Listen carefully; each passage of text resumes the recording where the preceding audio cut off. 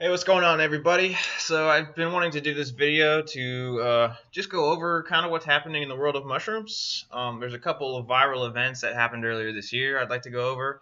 Just kind of wacky, kooky things that are going on in the psychedelic mushroom world.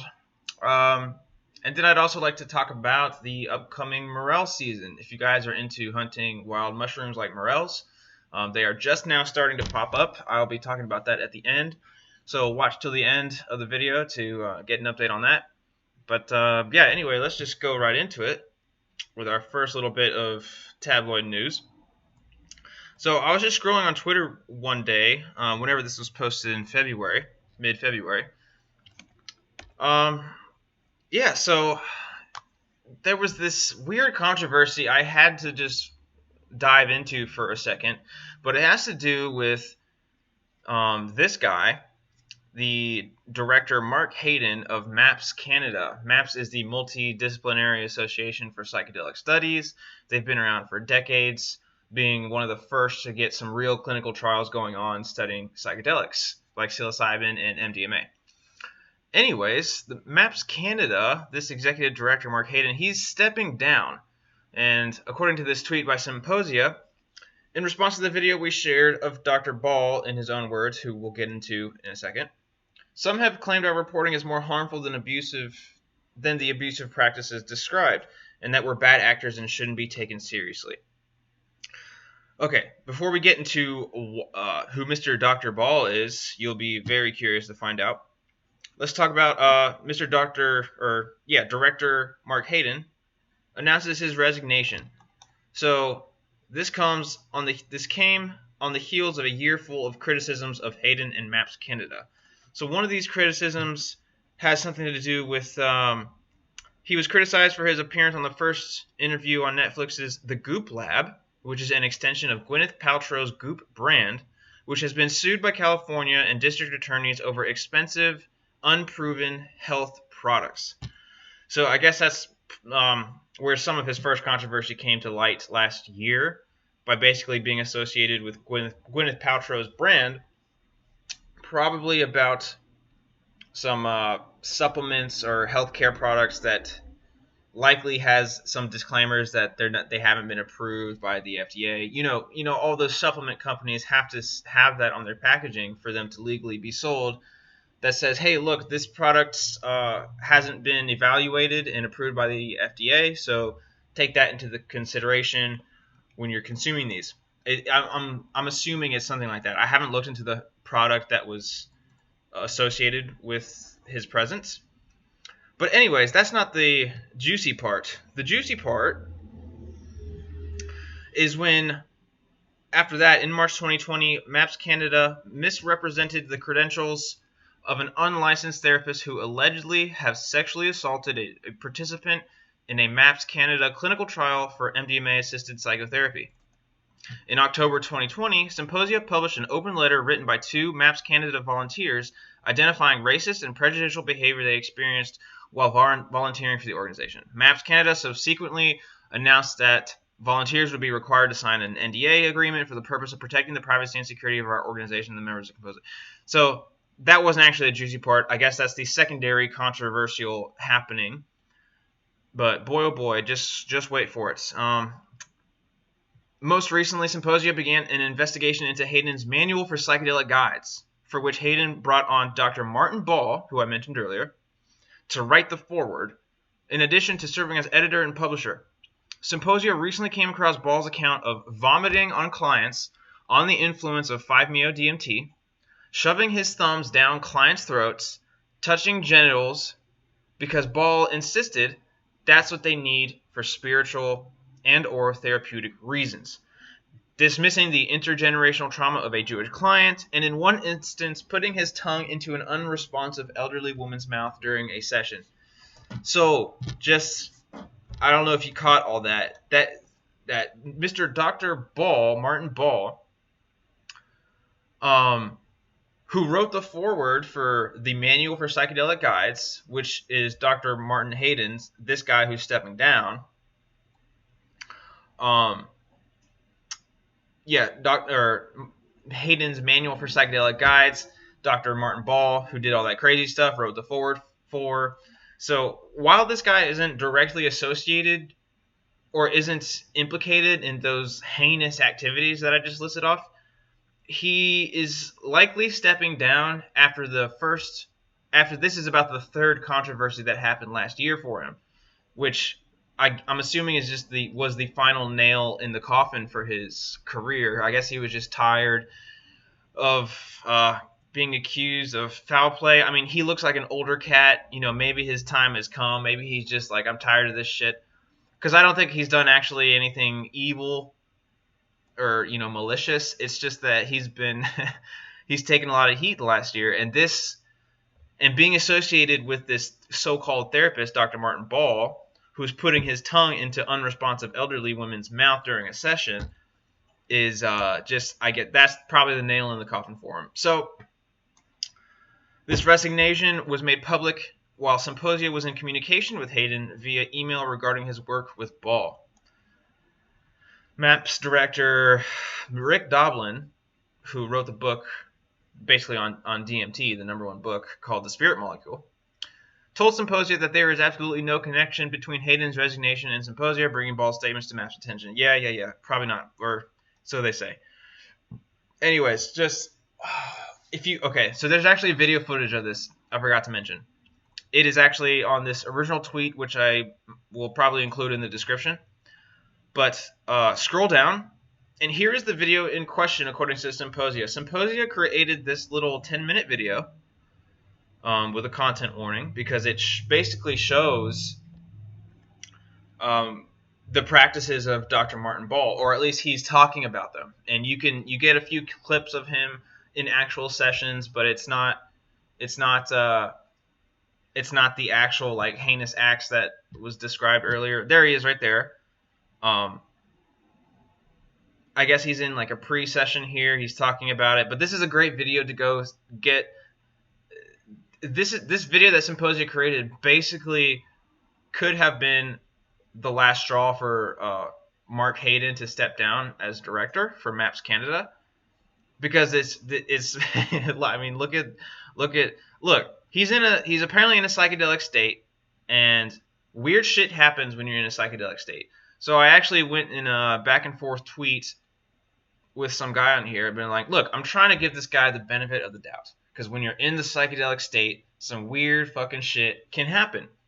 Like, I don't think he's weird for doing this little weird, like, whatever he's doing here. Like, you got to do what you got to do to get in the zone, for lack of a better phrasing. But yeah, he may even be. Go ahead and watch this video. And then after that, you will want to go and find this other video where Dr. Martin Ball is responding to Symposia's tweet about this video. So this video, people have claimed, lacks context and unnecessarily makes Dr. Ball look malicious or whatever, or misrepresented. So if you want to hear Dr. Martin Ball's response to that video, some other guy tweeted this interview right here, which is how I found the original YouTube link. Martin Ball responds to Psymposia video. This is about an hour and 40 minutes. I have not watched it. I'm probably going to, because I'm very curious to hear what Mr. Ball has to say about his clients and his sessions and how he conducts these sessions. I'm not sure if he's a real licensed therapist. I'm sure I'll figure that out. But yeah, this went kind of viral. Not really on Twitter, but it did make the rounds to the point where Mr. Mark Hayden stepped down from MAPS Canada, and Mr. Ball is responding to it. So anyway, really crazy but interesting happenings on that front. So I'm going to be moving on to the next topic, which was another viral piece that you guys may have heard of. Magic mushrooms grow in man's blood after injection with shroom tea. So this happened in January, and basically it says a man brewed a tea from magic mushrooms and injected the concoction into his veins.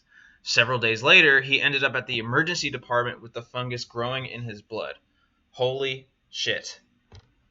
The man spent 22 days in the hospital, with 8 of those days in the intensive care unit, where he received treatment for multi-system organ failure. Now released, he is still being treated with a long-term regimen of antibiotic and antifungal drugs, according to the description of the case published on January 11th.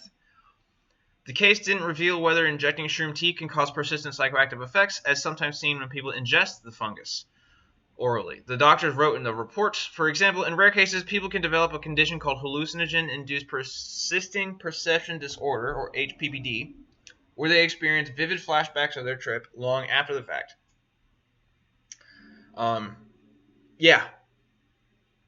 Don't inject mushroom tea. Mushrooms are not active by injecting them into your bloodstream. This is not really an article, it's a tiny snippet. Here's an actual article that was really way more clickbaity. A guy injected himself with psychedelic mushrooms and they started eating him alive, which is pretty clickbaity, but not untrue. The biggest takeaway from this first one is the case underscores the need for ongoing public education regarding the dangers attendant to the use of this and other drugs in ways other than they are prescribed. The problem is there is no drug education in our country, in the U.S. at least. So there aren't really official prescribed ways to be taking these drugs safely, which is a massive problem. You guys have probably, if you're my age, I'm 29, the drug education in school was essentially just don't do drugs, including marijuana, because it's as bad as heroin and meth. It's the same thing. Drugs are bad. All drugs are bad. Don't do them. That's what they say. So this is more propaganda from the war on drugs, which is a complete failure. Drugs have won. But because of the lack of education, everybody is doing shit like this, where they think that they can get high by injecting mushroom tea into your bloodstream, which, poor guy, according to the next article, apparently he was trying to treat his opioid dependence and bipolar disorder and his depression. So he was a 30-year-old man who has these disorders, bipolar, depression, and opioid dependence, but he had ditched his prescriptions in favor of trying to medicate himself. Poor guy is just trying to medicate himself by using magic mushrooms. He probably heard or read online that they help with depression, maybe bipolar disorder, and as well as opioid dependence. Like, a good, strong mushroom trip has been known to defeat addiction to substances like alcohol and opioids for months. The effects last a month. So it's not like taking a pill and it'll combat your addiction symptoms for like a couple hours or a day or so or a week. These have been proven to like remove the desire to take these substances like alcohol, take the desire away for 4 months. I know a guy who religiously takes mushrooms every 4 months because it fights his depression and helps his alcoholism. And I remember one of the first few times I took shrooms, it's not addicting, and you're not trying to do it again. You're actually just like, wow, I don't even want to drink alcohol. I don't want to do this other shit. That was the experience of a lifetime, and there's just something about it that deters you away from taking these detrimental drugs like alcohol and pharmaceutical opiates. So poor guy was just trying to medicate himself, and unfortunately, he probably Googled something weird, like, I don't know how he decided to just inject mushroom tea into his body, but he didn't get proper guidance from public education, from his friends. So he's just like the rest of us in the age of the internet, exploring and getting into some weird shit, some not so great information, and ended up injecting himself with the shroom tea.